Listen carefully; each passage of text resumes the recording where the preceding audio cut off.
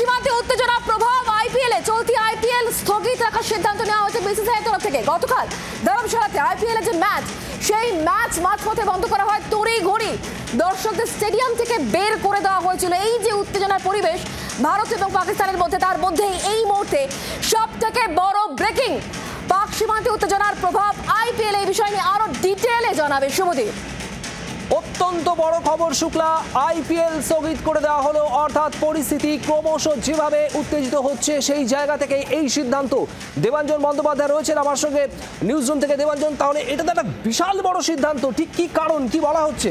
দেখো, মানে গতকালের যে ভারতের যে প্রত্যাঘাত এবং তার আগে যে পাকিস্তান ড্রোন এবং তার ফলে কালকে ধর্মশালায় তুমি দেখেছো যে ম্যাচ 10.1 ওভার হওয়ার পর বন্ধ করা হয়েছিল নিরাপত্তার কারণে। আজকে লখনৌতে ম্যাচ ছিল, কিন্তু সেই ম্যাচে কিন্তু বিদেশি খেলোয়াড়দের অনেকেই তারা কিন্তু নিরাপত্তার কারণে সেই ম্যাচ খেলতে চাইছে না। এবং ঠিক সেই কারণেই আজকে 10টা থেকে মিটিং ছিল বিসিসিআইয়ের, যেখানে আইপিএল চেয়ারম্যান অরুণ ধুমালের সঙ্গে আমাদের কথা হয়।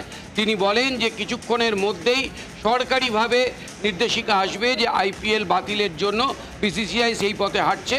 তার কারণ ক্রিকেটারদের নিরাপত্তার কথা ভেবেই এই সিদ্ধান্ত। শুভদীপ, আপনারা শুনলেন দেবাজনের কাছ থেকে এই অত্যন্ত বড় সিদ্ধান্ত। এবং আপনাদের আরও একবার জানিয়ে রাখবো, আইপিএল এবছরের মতো বন্ধ রাখার সিদ্ধান্ত নেওয়া হচ্ছে। এবং গতকাল ধর্মশালায় যে ম্যাচ, সেই ম্যাচ একেবারে মাঝপথেই বন্ধ করে দেওয়া হয়। স্টেডিয়ামের আলো বন্ধ করে স্টেডিয়াম থেকে দর্শকদের বের করে দেওয়া হয়। আজ আইপিএল আপাতত চলতি বছরের জন্য বন্ধ রাখার সিদ্ধান্ত নেওয়া হলো।